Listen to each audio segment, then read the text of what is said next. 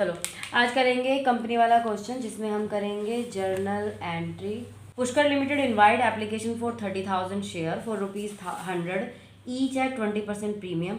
अब ये प्रीमियम किस पे दे रहा है? ये प्रीमियम दे रहा है 10 रुपये एप्लीकेशन पे, 10 रुपये अलॉटमेंट पे। फर्स्ट कॉल 30 रुपये का नॉर्मल है और फाइनल कॉल बाकी बैलेंस कितना बचा? 20 रुपये प्रीमियम तो ये हो गया। 70 में से 20 हटा दो 50, 50 और 30 80 और 20 रुपये हमारा सेकेंड एंड फाइनल कॉल का बचा। ये हमें यहाँ से पता चल गया। Application were received for 40,000 share. Pro rata allotment है इसमें 35,000 के लिए किया गया है। The remaining applicants being refused. अब इसका मतलब क्या हुआ? वर्किंग नोट हम इस साइड करेंगे। तो टोटल एप्लीकेशन कितनी रिसीव्ड हुई? हमें टोटल एप्लीकेशन रिसीव्ड हुई हैं 40,000, ठीक है, जिसमें से ये कह रहे हैं 35,000 को ये अलॉट कर रहे हैं। 40,000 में से 35,000 को अलॉट कर रहे हैं, बाकी बचे हैं 5,000। 5,000 को ये क्या कर रहे हैं? Refund, refused.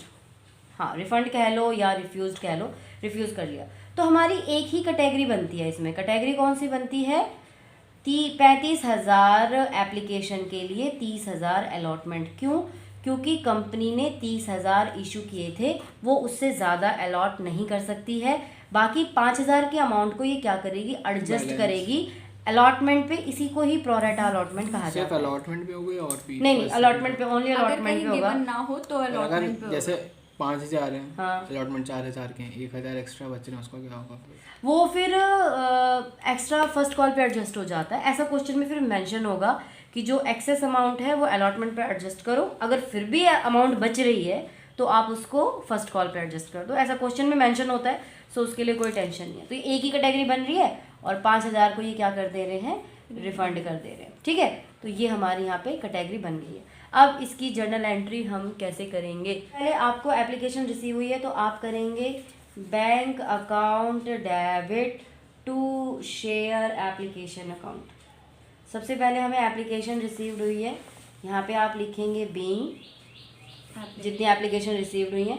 तो 40,000 हमें रिसीव्ड हुई है, 40,000, और हमारा एप्लीकेशन पे 40 रुपये है, 10 रुपये प्रीमियम। प्रीमियम की एंट्री हम यहाँ नहीं करेंगे, हम दूसरी वाली एंट्री में करेंगे। तो डायरेक्टली हम 40 से कर देंगे। 40 × 4 लाख तो हो गया यार। 40,000 है ना? हाँ, 16 लाख, ठीक है। सेकेंड एंट्री जब आप करोगे तो शेयर एप्लीकेशन का पैसा हमें शेयर कैपिटल अकाउंट में ट्रांसफ़र करना होता है। तो हम करेंगे share application account debit to share capital. अब यहाँ पे प्रीमियम, जी हाँ, टू SPR अकाउंट और टू शेयर अलॉटमेंट। क्यों? क्योंकि हम यहाँ पे क्या कर रहे हैं? एडजस्ट कर रहे हैं। और टू बैंक अकाउंट, क्योंकि हम यहाँ पे रिफंड कर रहे हैं, ठीक है। तो जो रिफंड का अमाउंट है 5,000, तो 5,000 × 40, उसका हम प्रीमियम भी रिफंड कर देंगे पूरा का पूरा। 30 रुपये का वैसे है SPR, 10 रुपये का प्रीमियम है ना। लेकिन जब हम रिफंड करेंगे तो पूरे 40 से ही रिफंड करेंगे। तो यहाँ आ जाएगा 2 लाख। SPR कितने का हो गया? 30,000 × 10, तो ये हो गया आपका 3 लाख, ठीक है। और 30,000 × 30 यानी कि 9 लाख, ये हो गया आपका। और टोटल हमारे पास कितने पैसे थे? 16 लाख। तो इसका मतलब हम बाकी 9 3 12 और 2 14 हो गया। 2 लाख हम यहाँ पे अलॉटमेंट में एडजस्ट कर देंगे। 35 में से 30 था, 5 × 40, तो हमने यहाँ पे 2 लाख एडजस्ट कर दिया, ठीक है। बात समझ में आ गई यहाँ तक? इसके बाद ड्यू एंट्री करेंगे अलॉटमेंट की। तू करिए, मैं हाँ, अलॉटमेंट की ड्यू एंट्री करेंगे। Share allotment account debit to share capital 2 lakh, नहीं 2 लाख। अब 30,000 से एंट्री होगी। 30 से क्यों करेंगे बेटा? 40 रिसीव हुई, 30,000 इशू करे थे, 5,000 उन्होंने रिफंड कर दिए, एक्स्ट्रा 5,000 को एडजस्ट कर दिया अलॉटमेंट में। कंपनी 30,000 से ज़्यादा इशू कर ही नहीं सकती। वो अब जितनी भी एंट्री होंगी वो 30,000 से होंगी, ठीक है। अगर क्वेश्चन में अंडर सब्सक्रिप्शन होता है तो उसमें क्या होता है? जितने रिसीव होते हैं ना, फिर उतने ही अमाउंट से सारी एंट्री होती है। ये एक बार पेपर में आ गया था, बच्चे गलती कराए थे, अगर आपका 40,000 मान ले इशू किया है और 30,000 आपका रिसीव्ड हुआ है, तो ये जितना पूरा क्वेश्चन 30,000 से होगा, अंडर में ये होता है। लेकिन जब ओवर सब्सक्रिप्शन होता है तो 2 एंट्री तो उतने से होती है जितनी रिसीव हुई है, और बाकी एंट्री उतने से होती है जितनी इशू करी है। इस चीज़ का थोड़ा सा ध्यान रखना है। तो 30,000 इंटू और 2 SPR भी लगा देंगे यहाँ पे हम। यहाँ पे कितना आएगा?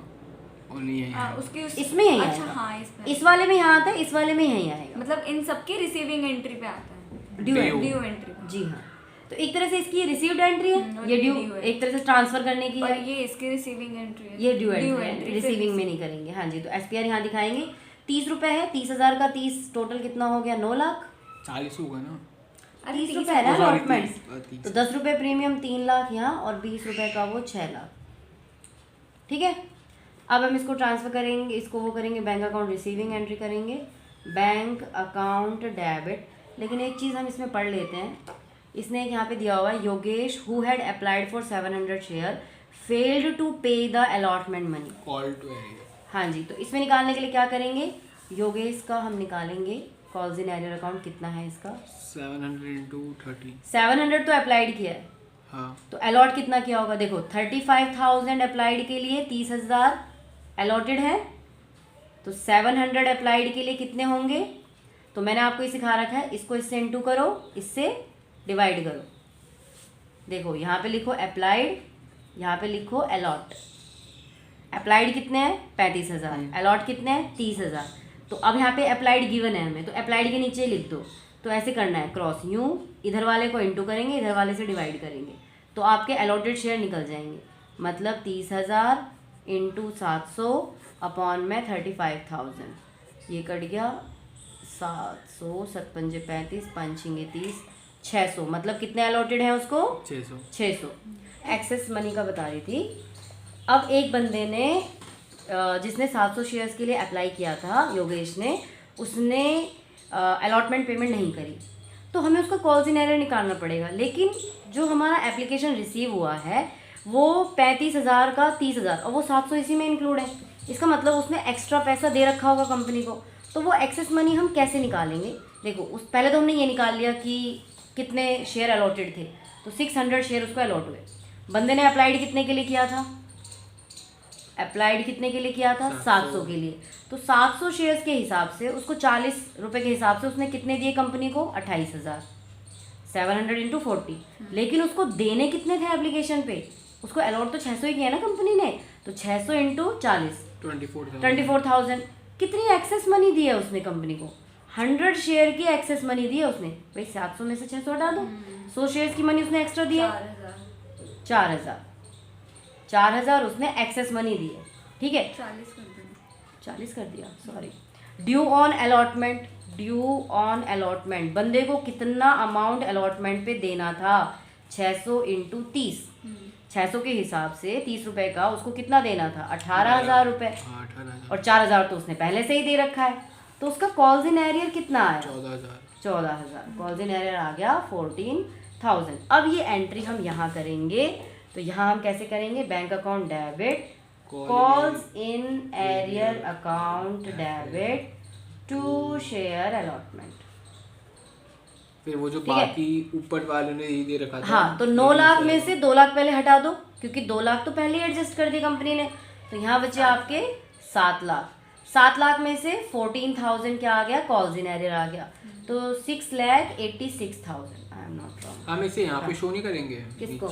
Share allotment. नहीं, ज़रूरत नहीं है यहाँ पे शो करने की, आप डायरेक्टली इसको माइनस करके दिखा सकते हो। इवन पता है, कॉल्स इन एरियर अकाउंट भी ज़रूरत नहीं पड़ती है।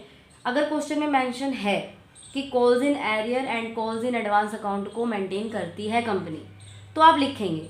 अदरवाइज अगर आप ऐसे भी लिख देंगे ना, bank account debit to share allotment account, और डायरेक्टली अमाउंट लिख दो 6,86,000, सही माना जाता है, गलत नहीं होता। थोड़ा श्योरिटी के लिए। हाँ, श्योरिटी के लिए। आगे जब हम उसके फॉर फीचर की एंट्री करेंगे तो हमें अमाउंट ढूंढना नहीं पड़ेगा, हमें यहीं से मिल जाएगा।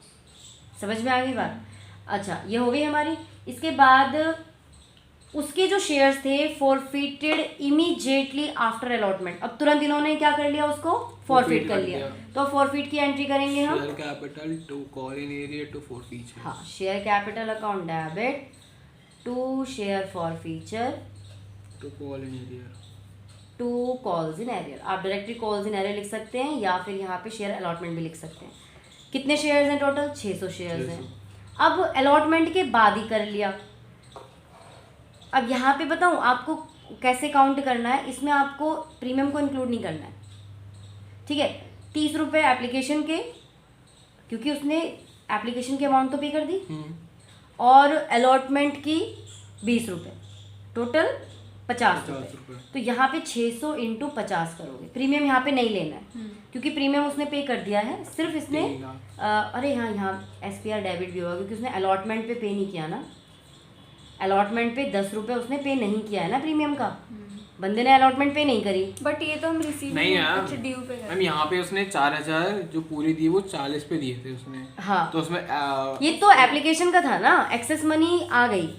हाँ अलॉटमेंट का है ना, लेकिन ये तो लेकिन जब भी कोई बंदा अलॉटमेंट पे नहीं कर रहा, ध्यान दो इस बात पे, जब भी कोई बंदा अलॉटमेंट पे नहीं कर रहा और अलॉटमेंट पे प्रीमियम है तो आप SPR को डेबिट करेंगे, क्योंकि जब आप यहाँ करते हैं तो आप प्रीमियम के अमाउंट को इंक्लूड रखते हैं।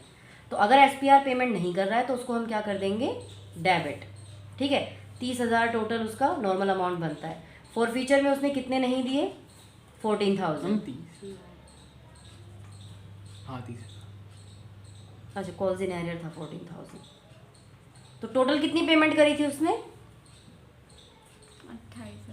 28,000। क्या ये बराबर आ रहा है? 30 6 36। अगर मान लो मैं यहाँ 28 लिख दूँ तो नहीं आ रहा ना, तो यहाँ पे कितनी अमाउंट जाएगी? शेयर फॉर फीचर में उतनी अमाउंट आती है जितनी उस बंदे ने टोटल पे कर दी, ठीक है। उसने कितनी पेमेंट कर दी? एप्लीकेशन पे प्रीमियम हटा दीजिए, 50 इंटू जितना 600, 30,000। 30,000 पेमेंट कर दी उसने। इस चीज़ के लिए आपको क्या करना है, जैसे आपको यहाँ अमाउंट पता है, आपको ये अमाउंट पता है, 36,000 आपको ये कॉल्स इन एरियर भी पता है, 36 में से माइनस कर दो, 22,000 की अमाउंट यहाँ पे शेयर फॉर फ्यूचर में आ जाएगी। ज़्यादा दिमाग लगाना ही नहीं है। जब आपको बाकी सारी अमाउंट पता है तो ये अमाउंट आप बैलेंसिंग फिगर में निकालेंगे, ढूंढने नहीं जाएंगे, ठीक है। सिंपल सा फंडा है इसका, ज़्यादा सोचना ही नहीं है। और मैं भी तुम्हें सोचवाऊंगी भी नहीं ज़्यादा कि नहीं इस चीज़ को सोचो कि ये क्यों आया है। आप डायरेक्टली बैलेंसिंग फिगर से निकाल सकते हैं। ये 1 मार्कर में भी आ जाता है कई बार क्वेश्चन कि बंदे ने इतनी पेमेंट करी है, अलॉटमेंट पेमेंट नहीं किया है, तो शेयर फॉर फ्यूचर अकाउंट में कितना पैसा जाएगा। तब आपको कैसे निकालना है, तो आपको एक तो बिना प्रीमियम इंक्लूड करे उसको टोटल करना है इंटू करके, उसमें अगर अलॉटमेंट पे नहीं किया तो प्रीमियम के अमाउंट को ऐड करना है और माइनस उसकी कॉल्स इन एरर को कर दो जितना उसने नहीं पे किया, ठीक है। तो जितनी पेमेंट वो कर चुका है वो आपकी आ जाएगी 22,000, ठीक। चलिए अब ये हो गई। उसके बाद इन्होंने लिखा है first call was made thereafter. अब इसके बाद उन्होंने फर्स्ट कॉल मेड करी है तो फर्स्ट कॉल की एंट्री हो जाएगी, मतलब 30,000 में से 600 माइनस हो जाएंगे। Share capital account debit to share first call. तो 30,000 में से 600 शेयर्स हटा दो तो 29,400। तो यहाँ पे हम किसके लिए करेंगे? 29,400 और एप्लीकेशन तो नॉर्मली जाएगा। हाँ 30 पे आ जाएगा इंटू, यहाँ पे आ जाएगी अमाउंट, ठीक है। इसमें री इशू का तो नहीं है ना? नहीं, इन्होंने री इशू करी नहीं। उसके बाद सेकंड कॉल तो मेड करी नहीं गई और इस पे सारे के सारे पैसे मिल गए। तो जितना होगा यहाँ पे आप देखो कितना आएगा, 1 2 3 3 चौक 12, 3 27 और 1 28, 8,82,000, 8,82,000। फिर bank account debit to share first call. तो यही वाली अमाउंट आ जाएगी और ये क्वेश्चन आपका हो गया समाप्तम। बस इतना सा करना था क्योंकि फाइनल कॉल उन्होंने मेड करी ही नहीं है।